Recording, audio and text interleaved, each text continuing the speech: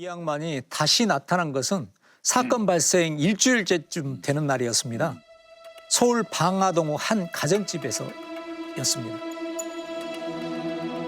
할머니가 거실에서 마주친 그날이네요.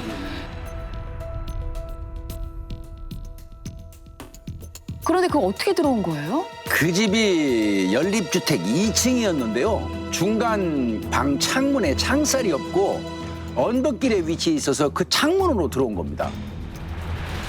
그리고는 할머니를 칼로 위협하면서 나 알지? 내가 바로 그 경찰관을 죽인 그놈이야. 현상금 5천만 원 걸린 이 양반인데 자기 신고 안 하면 해코지 안 할 테니까 이제 그런 식으로 처음에 얘기를 했나 보더라고요. 정말 머릿속에 백지가 될 것 같아요. 할머니도 이 양반이를 알아봤어요. 하지만 나는 손자 돌보느라 집에서 뉴스도 안 봐요.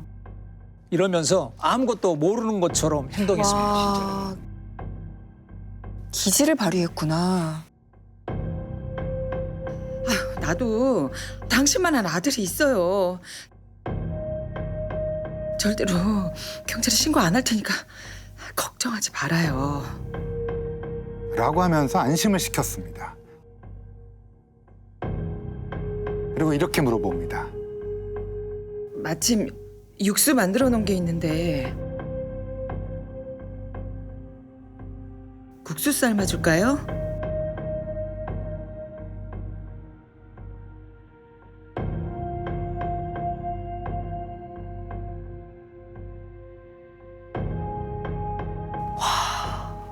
그 살떨리는 와중에 범인에게 오히려 먹을 것을 대접해주겠다고 한다는 게 보통 침착하신 게 아니네요. 국수는 왜 국수 막 이러면서 무슨 돌발 행동을 할지 추측할 수가 없잖아요. 그런데 이 양반이는 먹겠다고 했습니다. 할머니가 부엌에서 국수를 삶으면서 보니까 몰골이 아주 그냥 꾀지지하고 볼 수가 없었다고 합니다. 과일도 깎아주고 냄새 난다고 이빨도 닦으라고 칫솔 주시고 옷 갈아입고 대단하다. 주고 막 그러셨던데. 오랜만에 집에 온 아들 대접하듯이 해주신 것 같아요.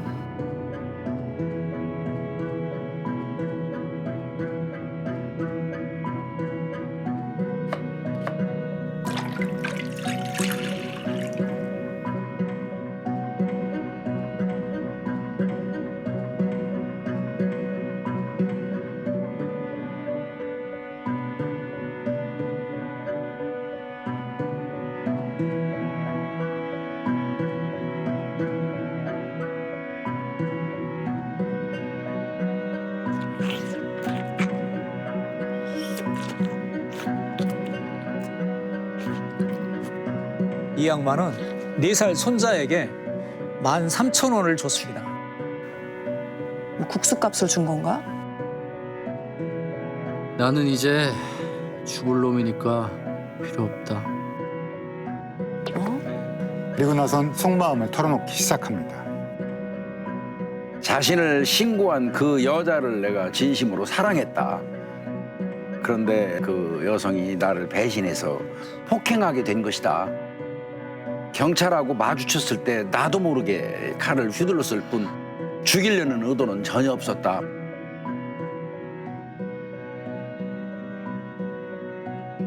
일종의 신세한탄이었던 거죠.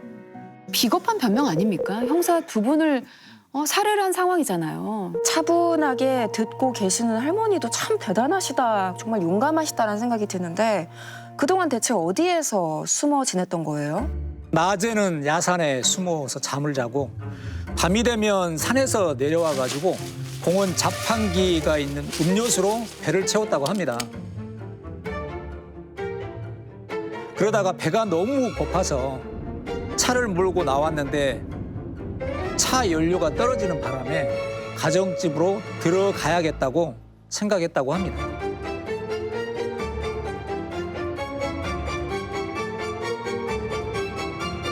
술술 얘기를 하는 거 보니까 할머니를 완전히 믿고 있는 것 같아요. 언제 어떻게 돌변할지 모르잖아요. 할머니 집에 들어온 지 4시간쯤 지났을 때 이 양반이 한 가지 요구를 합니다. 어떤 요구를 했나요? 저 컴퓨터 좀 써도 될까요? 뭘 하려고요, 컴퓨터로? 자기 기사를 검색했습니다. 수사 상황이 궁금했던 것 같습니다.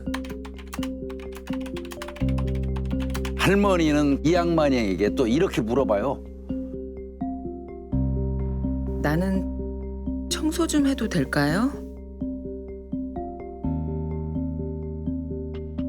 살인범이 있는데 갑자기 청소를 하시겠다고 하셨다고요? 이 양반이 기사를 검색하는 동안 할머니는 거실에서 진공 청소기를 돌리는데요.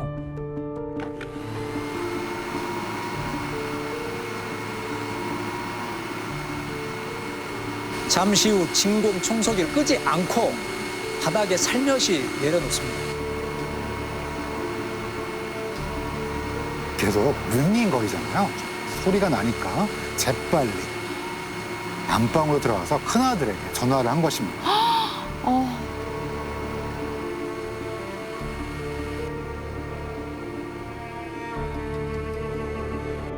와, 소름 돋아요.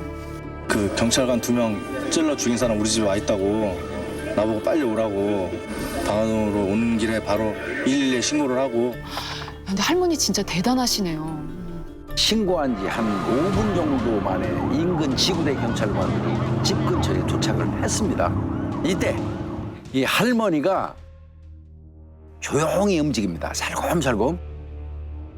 그리고 창문으로 다가갔습니다. 또 뭘 하시려고 하실까요?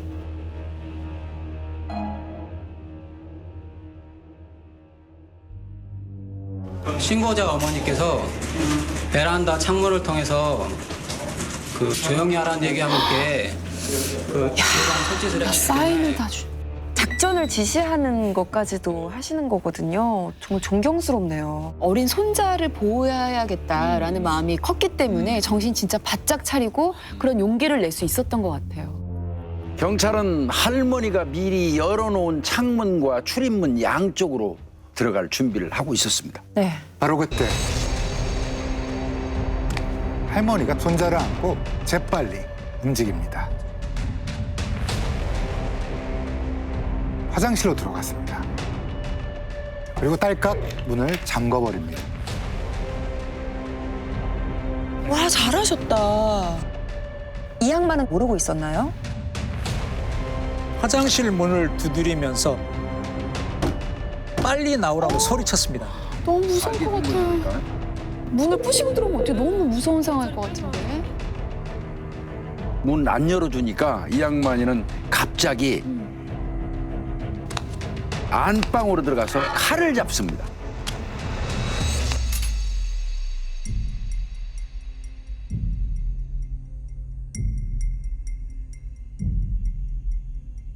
안 돼요, 안 돼요. 애긴 어떡해. 이 양반이는 배를 찔렀습니다. 칼로?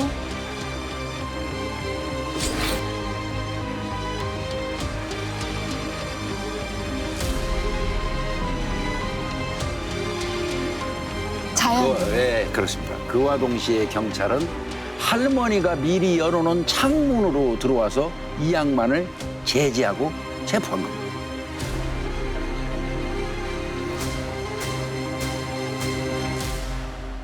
결론은 할머니가 범인을 잡게 하고 손자와 자신의 안전도 지킨 셈이네요.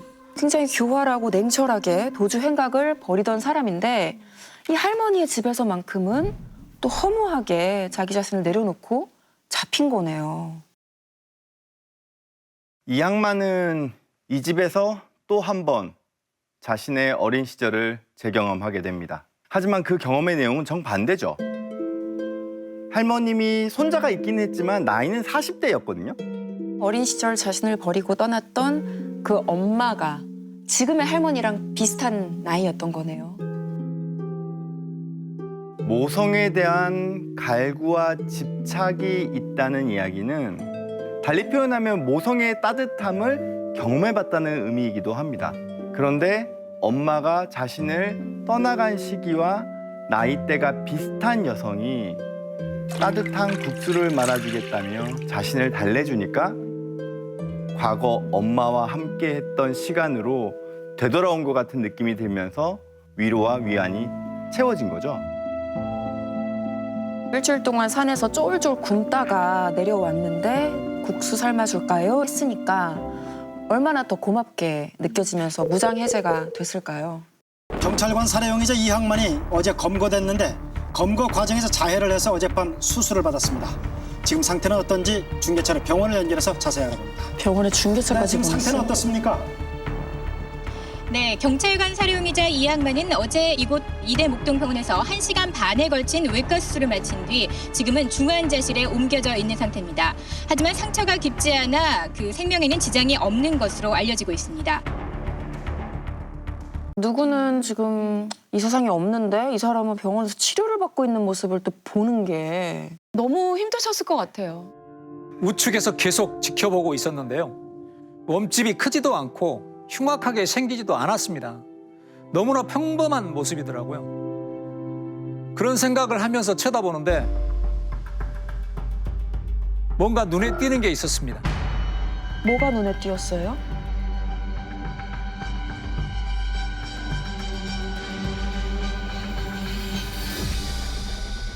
그놈 어깨에 자국이 있었습니다.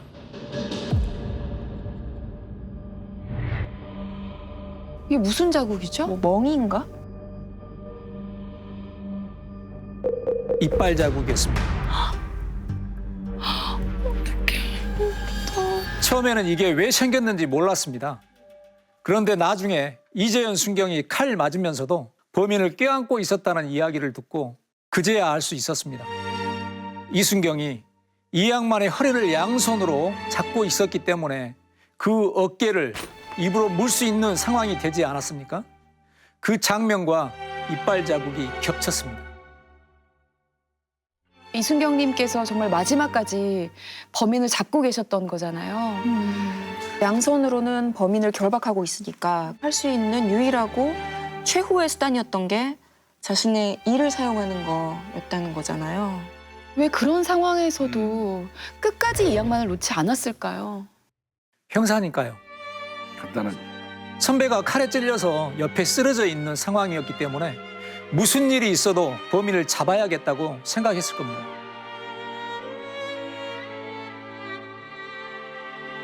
또한 범인이 칼부림을 하고 있었기 때문에 커피숍 안에 있는 시민들의 안전을 우려했을 것입니다. 그것을 놓는 순간 누군가가 위험해질 수도 있으니까요. 그 이빨 자국은 칼을 계속 맞으면서도 어떻게든 범인을 검거하려고 했던 이순경의 처절한 몸부림의 흔적이었습니다. 좀 마음이 아프다.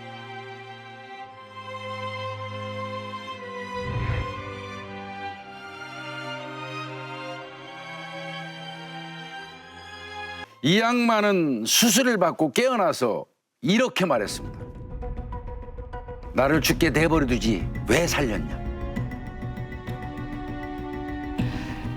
이런 인간 쓰레기도 살려야 되는 거죠? 치료를 해줘야 되나 뭐 이런 생각이 들지만 또 의료 윤리라는 게 그 사람의 정체성이 뭐였든지 전에 어떤 행위를 했든지 이거와 관계없이 선행으로 치료를 해야 되는 원칙이 있기 때문에 어쩔 수 없습니다. 그리고 솔직히 1시간 반 수술한 거면 쉬운 거였다는 거예요? 자기가 좋아한 거예요.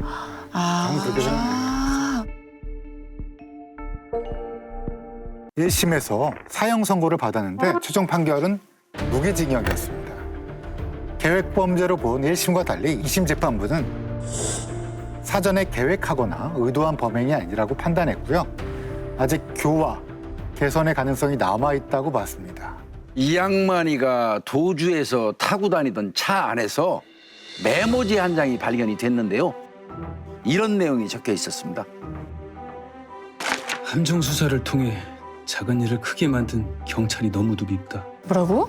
그 여자와 대화를 통해 좋게 해결하려고 했었는데 무조건 검거하려 하다 보니 나도 모르게 흉기를 휘두른 것 같다. 아, 이거 무슨 망언이에요. 죄를 짓지 말아야지. 말도 안 되게 경찰 탓을 하고 있네요. 일부러 보라고 그 차에다가 놔둔 거죠? 말이 안 되는 게 대화하러 간 사람이 칼을 왜 들고 가요? 맞아요. 해칼을 들고 있었다는 그 자체가 언제든지 흉기로 누군가를 해치겠다는 마음을 먹고 있었다는 미필적 고의가 있는 거죠. 납득하기가 어렵습니다. 범인이 이 칼로 공격을 하는 어찌 보면 굉장히 위험천만한 상황이었잖아요. 경찰이 총으로 쏴서 제압을 할 수는 없었을까요? 그날 두 형사는 삼단봉과 수갑을 들고 출동을 했는데요. 일부 언론에서 왜 총기도 없이 출동했냐, 너무 방심한 거 아니냐, 뭐 이런 이야기 등등도 있기는 했습니다. 근데 총을 가지고 나갔다 한들 사용하는 데는 쉽지 않았을 겁니다. 더더군다나 2004년경이면 불가능에 가까웠으니까요. 총을 쓰는 게 왜 어려워요, 경찰이? 총 버려! 총 버려! 총 버려! 총 버려 이게 어떻게 돼 현실에서? 상대방이 총이나 칼을 들고 있을 때는 쏘면 안 됩니다. 흉기를 들고 있을 때 더 써야 되는 거 아니에요? 칼로 찌를 때 사격을 해야 돼요, 경찰은. 막 눈앞에서 칼을 휘둘러요. 그때 갑자기 이게 총을 이렇게 딱 난 이미 죽었잖아. 그게 가능해요? 뭐든지 한 발 늦게 하라는 거잖아요. 맞습니다. 우리나라는 조금 현실과 맞지 않는 것 같습니다. 검문을 시도하는 경찰관에게 흉기를 휘두르며 달려드는 남성. 여러 차례 흉기를 버리라는 요구를 무시하자 경찰관이 테이저건과 공포탄을 차례로 발사합니다. 그럼에도 흉기 공격이 멈추지 않자 한 대 뒤엉켜 몸싸움하던 경찰관이 실탄 발사로 응수합니다. 상반신에 총을 맞은 남성은 병원으로 옮겨졌지만 숨졌습니다. 경찰분은 괜찮으신가요? 다행히 생명에 지장은 없었지만 얼굴과 목을 크게 다쳐서 응급수술을 해야 됐습니다. 남성이 경찰을 먼저 찔렀으니까 정당방위로 권총을 사용할 수 있었던 거죠. 먼저 테이저건을 쐈지만 두꺼운 외투 때문에 효과가 없었습니다. 제압할 마지막 방법으로 총을 사용한 것입니다. 쏘는 부위도요, 허벅지 부위라고 그러죠. 여기를 맞춰야 됩니다. 마음대로 되는 게 아니잖아요. 움직이는 표적을 향해서 꼭 허벅지만을 맞춰야 된다는 게 이게 사실상 쉽지가 않거든요. 허벅지가 아니라 다른 데를 맞추게 된다. 그러면은 어떻게 돼요? 다른 부위를 맞춰가지고 상대가 사망하게 됐다. 그러면 경찰관이 일일이 불려다니면서 조사를 받는 과정도 엄청나게 힘들고 과잉 진압 혹은 뭐 과잉 방위라는 그런 비난을 막 하게 되고 이러다 보니까 경찰관들이 총기 사용을 아주 지극히 꺼려하는 게 현실이고요. 당시 4살이었던 심경사의 아들은 아빠처럼 강력반 형사가 되기 위해 경찰 행정학과에 진학을 했다고 합니다. 사실 아들이 경찰이 다시 되겠다고 지원하는데 심경사 아내분이죠. 어머니가 그거를 참 승낙하기는 쉽지 않았을 거예요. 아버지처럼 훌륭한 형사가 됐으면 좋겠습니다. 끝까지 물고 늘어진 그 어깨의 흔적이 정말 잊혀지지가 않습니다. 경찰이라는 이름으로 이 순간에도 묵묵히 할 일을 하고 계신 분들 덕분에 우리가 이렇게 마음 놓고 살 수 있는 게 아닌가 다시 한번 감사함을 느낍니다. 심 형사님과 이 형사님 오래오래 기억하겠습니다.